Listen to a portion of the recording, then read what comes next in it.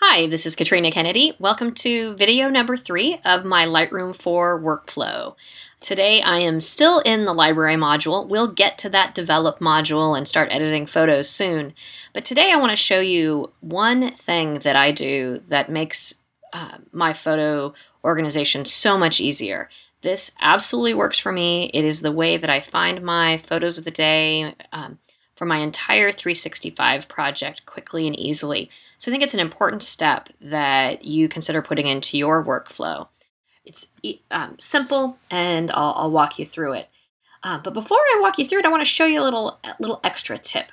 Over here on the left-hand panel, you'll see that I've got my folders, my catalog, and if I go down here, I have my collections. And today we're going to focus on collections and specifically creating a smart collection. There are regular collections which you manually create, or smart collections which are automated for you, and once you've set it up, you don't have to think about it anymore.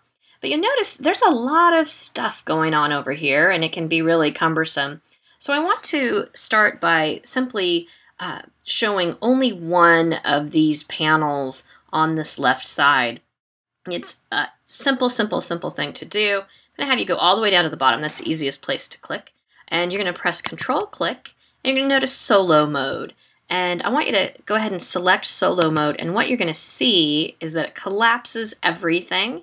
And when I click on one, it's going to open that one. When I click on another one, it's going to close the prior one. You can see that down here, it closes it. And now I've got a little bit more manageable space. So that's the solo mode, and you can do that on all of your panels. So you can do it over here on the quick develop side as well, and the same in the other modules.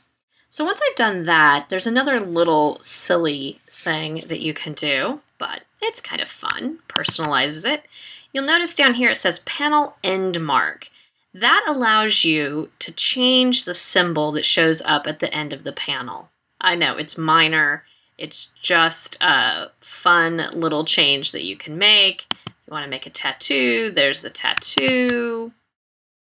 You could change it for your mood, anything that you want. So not really part of my workflow, but just a little fun extra I thought I'd throw in there for you. So in my collections, I am going to click on the plus sign to create a new collection. And I'm going to choose Create a Smart Collection. Now, this is going to give me the opportunity to name the collection, and I'm going to name it my 2012 365 photos. Then I can choose to have this inside of another collection, so it would then fall into this grouping of smart collections.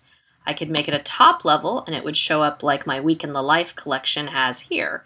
It's really your choice. I'm going to go ahead and include it in the smart collections, and then I'm going to give it the parameters that I want. So I'm going to ask it to match all, and here I'm going to click down and I'm going to find keywords. I'm going to match all keywords, and I'm going to ask that it contains POTD, picture of the day, and that's the keyword that I use on all of my pictures of the day. I'm going to select create. I could add other properties here. If, let's say, you wanted, you keep all of your photos in one catalog, you could press here and then go in here, and you could select by folder, you could select by date, and for your 365 photos, you could select date, and then you can select a range. And then we could just simply come in here and go 01 to 2012 12/31. And now that's going to give you a smart collection of just your photos in 2012. So simple, easy. There you go. And you can see that it's created my smart collection.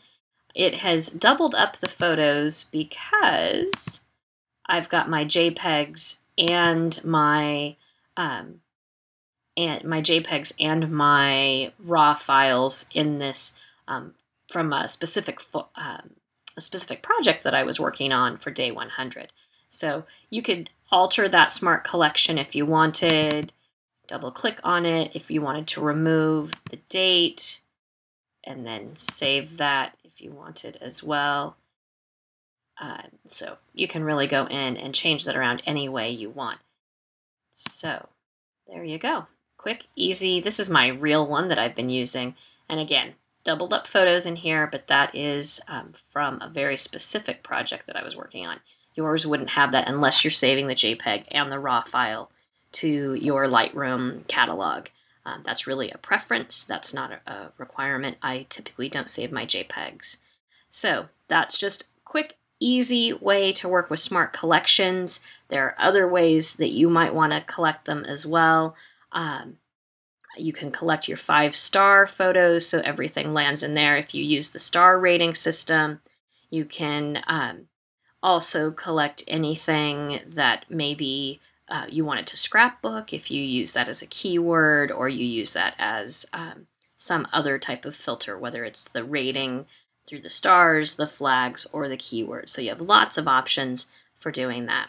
So just quick, easy, one more step to the workflow to make it easier to find your photos the next time you're looking for something really specific. This is probably the folder that I go to most, access it for lots of different reasons. So I hope this has been helpful for you. Look forward to next week diving into the Develop module. I'll see you then.